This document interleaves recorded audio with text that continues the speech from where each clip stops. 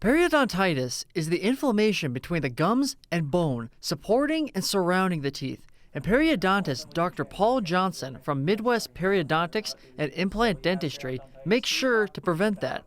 The first symptom is loose teeth. Unfortunately, one of the big symptoms for periodontitis is loose teeth, and you don't notice that as far as pain. People often don't even realize that they have bone loss around their teeth because it doesn't hurt. Followed by a checkup with him. They're often told by their hygienist that, hey, your teeth are getting a little wiggly, you're losing bone, and the next visit a lot of times is just with me. Dr. Johnson says genetics play a role along with the typical factors like smoking and not brushing your teeth. When Dr. Johnson was in dental school, he studied patients with arthritis and rheumatoid arthritis. He discovered that patients with rheumatoid arthritis had a connection to periodontitis.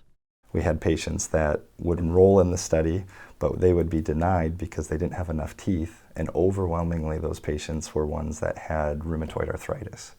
So the systemic disease that is related to joints of the hands and the wrists is playing a significant role in people losing their teeth.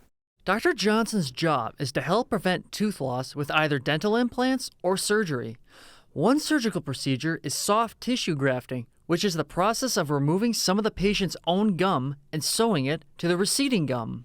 During the procedure, we can tie everything in place so that as it heals, it'll cover that gum recession, with the goal being over time, it'll stabilize that tooth and prevent you from losing it at an early age. The other option is bone grafting.